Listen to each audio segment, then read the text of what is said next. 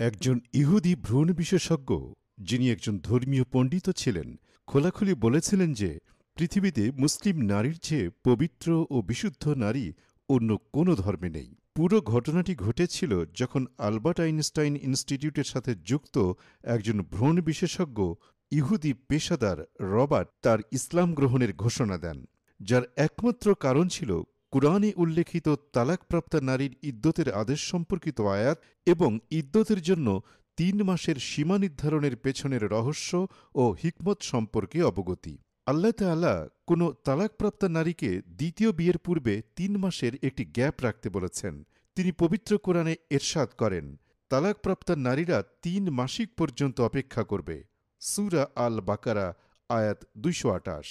এই আয়াতটি একটি আধুনিক বিজ্ঞান ডিএনএর উদ্ভাবনের রাস্তা সুগম করেছে এবং দেখা গেছে যে একজন পুরুষের শুক্রাণুতে থাকা প্রোটিন অন্য পুরুষের থেকে ৬২% পৃথক ও ভিন্ন থাকে। আর একজন নারীর শরীর একটি কম্পিউটারের মতো। যখন একজন পুরুষ তার সাথে ইন্টারকোর্স করে, তখন সেই নারীর শরীর সব ব্যাকটেরিয়াকে শোষণ করে এবং তার শরীরে তা ধারণ করে। অতএব বিবাহ বিচ্ছেদের পরপরই যদি একজন মহিলা অন্য পুরুষকে বিয়ে করেন বা একই সাথে বেশ কয়েকজনের সাথে শারীরিক সম্পর্ক করে, তাহলে তার শরীরে বিভিন্ন ধরনের ডিএনএ জমা হয়, যা বিপজ্জনক ভাইরাসের রূপ নেয় এবং মারাত্মক রোগ সৃষ্টির কারণ হয়। বিজ্ঞানীরা গবেষণা করে দেখে যে প্রথম মাসিক আসার পর একজন মহিলার শরীর থেকে ৩২% থেকে ৩৫% পর্যন্ত প্রোটিন শেষ হয়ে যায় এবং দ্বিতীয় মাসিক আসার পর তার শরীর থেকে ৬৭ থেকে ৭২% ডিএনএ ধ্বংস হয়ে যায় এবং তৃতীয় মাসিকের পর ৯৯.৯% পর্যন্ত প্রোটিন নির্মূল হয়ে যায়। এরপর জরায়ু আগের ডিএনএ থেকে সম্পূর্ণরূপে পরিষ্কার হয়ে যায় এবং কোনো প্রকার পার্শ্ব প্রতিক্রিয়া ছাড়াই নতুন ডিএনএ গ্রহণ করার জন্য প্রস্তুত থাকে। একজন গণিকা অনেক পুরুষের সাথে সঙ্গম করে, যার ফলে বিভিন্ন পুরুষের ব্যাকটেরিয়া তার জরায়ুতে প্রবেশ করে এবং বিভিন্ন ধরনের ডিএনএ তার মধ্যে জমা হয়ে সে মারাত্মক রোগে আক্রান্ত হয়ে পড়ে। বিধবা মহিলার ক্ষেত্রে শরীয়তের বিধান হল তার ইদ্যত তালাকপ্রাপ্ত মহিলার চেয়ে বেশি, অর্থাৎ ৪ মাস ১০ দিন।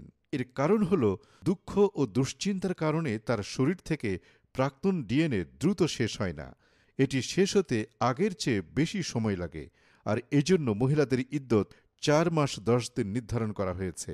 পবিত্র কোরআনে আল্লাহ তাআলা বলেন, তোমাদের মধ্য হতে যারা স্ত্রীদেরকে রেখে মারা যাবে, সে অবস্থায় স্ত্রীরা নিজেদেরকে ৪ মাস ১০ দিন বিরত রাখবে। সূরা আল বাকারা আয়াত ২৩৪। এই সত্যের মুখোমুখি হয়ে একজন বিশেষজ্ঞ ডাক্তার যুক্তরাষ্ট্রের ২টি ভিন্ন স্থানে গবেষণা পরিচালনা করেন। আফ্রিকান বংশোদ্ভূত মুসলমানরা যে মহল্লায় থাকেন, সেই সব নারীর ভ্রূণের মধ্যে মাত্র একজন স্বামীর ডিএনএ পাওয়া গেছে। অন্য মহল্লা যেখানে আসল আমেরিকান মহিলারা থাকেন, তাদের ভ্রূণের মধ্যে একাধিক, অর্থাৎ ২ বা ৩ জনের বেশি পুরুষের ডিএনএ পাওয়া গেছে।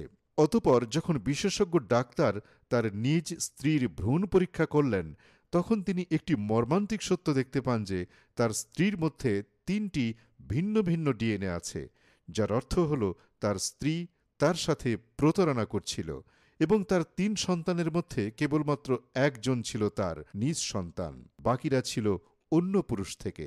ডাক্তার তখন নিশ্চিত হন যে ইসলামই একমাত্র ধর্ম যা নারীদের নিরাপত্তা এবং সমাজের সম্প্রীতির নিশ্চয়তা দেয়, এবং এই বিষয়েও নিশ্চিত হন যে একমাত্র মুসলিম নারীরাই পৃথিবীর মধ্যে সবচেয়ে পরিচ্ছন্ন, বিশুদ্ধ ও সতী।